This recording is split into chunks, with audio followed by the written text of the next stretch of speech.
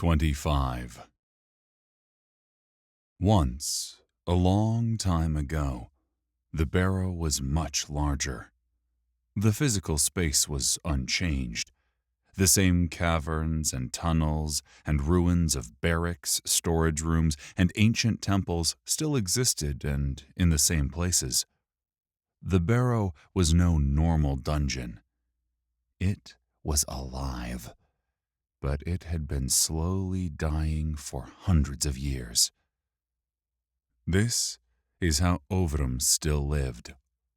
Had the Barrow taken him at the height of its power, he would not have survived more than a few days, never mind the many years he had called this wretched place home. Some days, he wondered if his existence was truly living. Perhaps it was his penance. He let these thoughts flow over him, and their power dissipated like a wave breaking on a beach. As Ovrum sat in his chamber meditating, he felt a ripple in the ether. The disruption that had so long ago sent him on the quest had come. The ripple became an explosion that flowed over him and pulsed outwards to cover the entire world. His eyes opened, pinprick coals of yellow light that pierced darkness and living beings alike. The time he had foreseen was upon him. After years of waiting, his purpose had revealed itself. Ovrum was a Zaidai, perhaps the only one in this realm. His gray skin was the color of spent charcoal, a dusky gray hue that seemed more dead than alive. He was lean and tall. His shining silver-white hair was long. 2 thin strands of twined hair draped from the side of his head and past the pointed ears that were a daily reminder of his people's stolen heritage. A long, thick braid draped to the middle of his back, clasped with rings of elementum.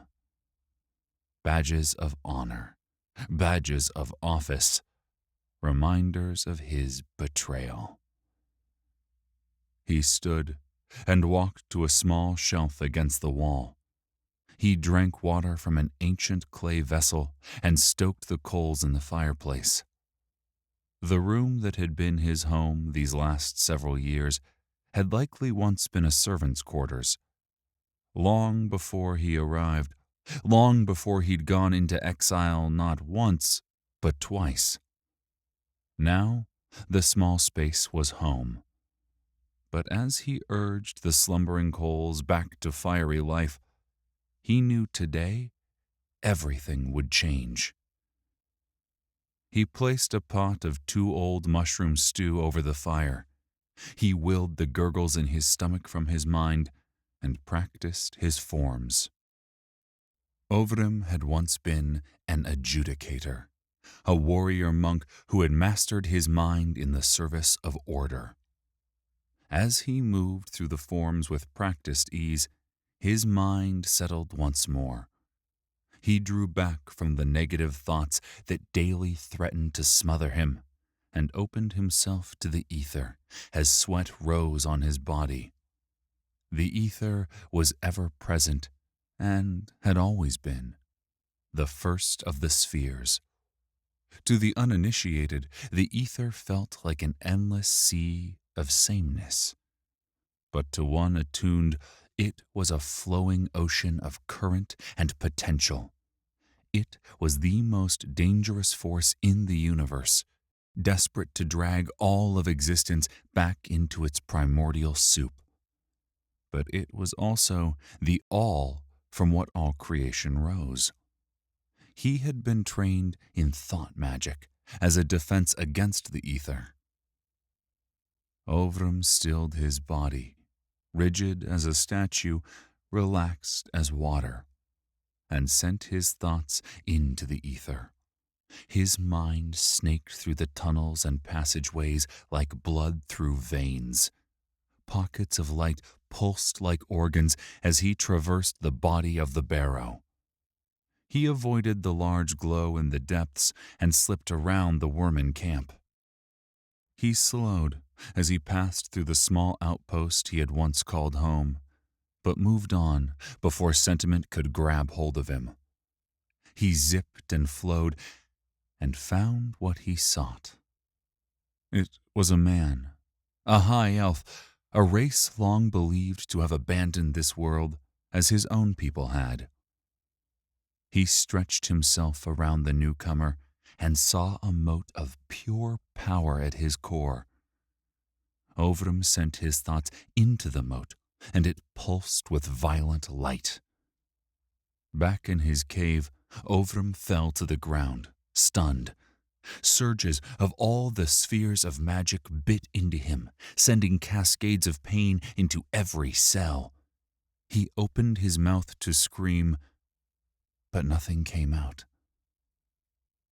After a moment, the pain disappeared, and Ovrum regained control of himself. A Godhead. So it is true, Ovrum said with a fearful glee. Ovrum sat and ate. The warmth from the stew brought comfort to his body as he tried to bring calm to his mind. After eating, he stood and walked to a chest in the corner of the room. It was time to suit up. The order had long followed a ritual of preparation. Patterns brought meaning to life and helped to shield the mind from the ether. First, he pulled on breeches made from the spun silk of ether worms and felt the rush of well-being enhance his stamina. His Empyrean bull leather jerkin came next, and he felt a surge of health pump through his veins. Arm wraps of treated celestial tree bark came next, along with boots made from the hide of a prismatic serpent. His mind grew clear, and his body grew stronger and more agile. He pulled his bow and quiver onto his back. Finally, he took his bleed metal saber from its pegs on the wall and strapped it to his waist. The traditional weapon of the order was a razor-sharp curved blade made from elementum that had passed through a bleed zone, a place where the spheres of magic held no sway. The saber, like the bleed itself, acted as a magical null zone, capable of dispelling all magics. In the hands of an adjudicator, it was a powerful weapon. Ovrum exited his small cave and entered a larger one. The steady trickle from the stream that fed his garden helped ease his mind. Even here, in the depths of the Barrow, life held sway. He stopped at a wall of rough stone and gestured a pattern with his fingers. The stone flowed apart, its base structure altered by his thoughts. He stepped through, wrapped himself in stealth, and made his way towards the disturbance. It took several hours to find the newcomer. During the journey, Ovrum felt ripples of pain, fear, and triumph pulse through the ether. He passed many a beast on his journey, wormen and ridgeworms, gnome and umber beasts.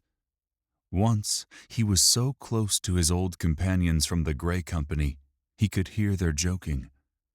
He pushed back his feeling of loss and let them pass. After a long search, he found him, the man with the Godhead. Ovrum was at the end of a long, unused tunnel, one blocked by an ancient cave-in. Beyond, he could feel the man. He was in a large chamber dominated by water, an underground reservoir. He raised his hand, ready to ease the broken and fallen earth aside as he had the barrier that protected his home. But then he felt something else, something primal that dredged up ancient feelings of terror in all Zaidai. Something that should not, could not be here. An arbaleth, the ancient enemy, Ovrum said in fear and disbelief. How? His hand hesitated and shook. Ovrum pulled his attention away from the chamber and to his hand. He attempted to calm it, yet for long seconds it ignored his commands. Fear battled purpose. Ovrum knew he had to reach the man. But to face an arbaleth was worse than suicide. He closed his eyes and centered his thoughts. After long moments, he was back in control. Ovrum sent pulses of thought magic into the dirt and stone in front of him. Slowly, the rubble morphed and melted and spread open. There was just enough room for him to shimmy through, and he found himself on a ledge high above the water. The cavern was huge, the largest he had seen so far in the Barrow. The man was far below on a small island in the center of the lake, standing in front of an open chest. He was pulling pieces of armor from the chest and donning them. From this distance, his identify skill could not make out the item's stats, but their quality was exquisite. As Ovrum turned his analyze skill on the man with the Godhead, an invasive feeling of longing flowed into his mind. He wanted what was in the chest. He had to have it. Before realizing it, Ovrum had taken several steps forwards, and his mind was calculating a dive into the water. By Ymir, Ovrum thought, shaking his head to regain control. He focused and flushed the toxic thoughts from his mind. The room was rife with powerful magic of a kind he had never encountered, something that grabbed onto the core of his being and dragged him forward. It was only his stringent mental training and his skill level in thought magic that had allowed him to regain control. No wonder the man below could not resist the siren call. It was the Barrow, Ovrum realized. It had to be. He'd known for some time that the Barrow had the ability to compel creatures of all kind to enter its depths. That is how he and the Grey Company were snared. But this level of hold on the mind was much stronger than any he had felt, even on that day so long ago. The chest. The powerful magic was centered on the chest, drawing the man in like a vulture to carrion. The man must have awakened the arbaleth. That was why Ovrum had never felt the strained thoughts of the aberration before now. It had been slumbering. Ovrum snapped his head up, about to warn the man, regardless of consequence, when a spiny tentacle twined around the man's ankle and dragged him into the water. Ovrum nearly jumped into the water, but fear took a hold of him.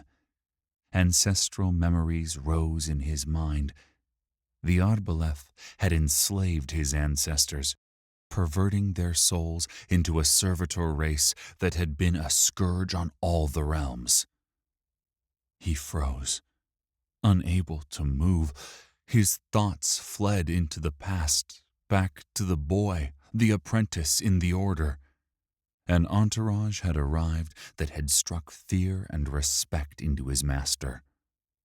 Ovrum was ordered to stay in his room, but he'd felt compelled by something he did not understand and snuck onto the balcony above the Grand Adjudicator's reception room. That is when he saw them. Zaidai like himself, but older, stronger, and terrifying. Even the Grand Adjudicator had shown these men and women deference. He learned that they were called the Purity, hunters of ethereals. The Purity had come for help, but the Grand Adjudicator refused. The Order were upholders of law, he said, not warriors and assassins. Ovrim had studied the writs and knew the Grand Adjudicator spoke true, but he also knew the real reason he refused. The Grand Adjudicator was afraid. The mistress of the Purity, a tall woman with the same yellow eyes and dusky skin as Ovrim, stepped forward, hand held above her head. The Grand Adjudicator then saw what the Purity faced. Ovrim knew because he saw it too. Ovrim was elsewhere. A small army of Purity stood on a blasted plain as several tall beings in flowing robes emerged from the mists. The squid-like humanoids were Ilurith, ethereal adepts of thought magic. Flashes of telepathic energy erupted from the Ilurith, and Zaidai fell. The Purity were fierce and would not go down without a fight. They struck back with magic and blade, and the battle turned. But the Ilurith were merely servants, and their masters were about to enter the fray. The Arbaleth, massive aquatic demons ensconced in hovering water-filled tanks of metal and glass, emerged from the mists. Terrific mental assault poured from the Arbaleth and pummeled the Purity with waves of psychic pain. Zaidai fell screaming, and the Arbaleth pushed the Purity back. Yet they did not kill their enemies. Instead, they took them as hosts for their young. These powerful enemies of the Arbaleth would be infected and reborn as Ilurith. They would become other. Ovrim felt it all as if it had happened to him. In a way, it had happened to him. Ovrim could still remember the psychic scream that tore from him that day. He had never felt such fear, such despotic evil as he had that day.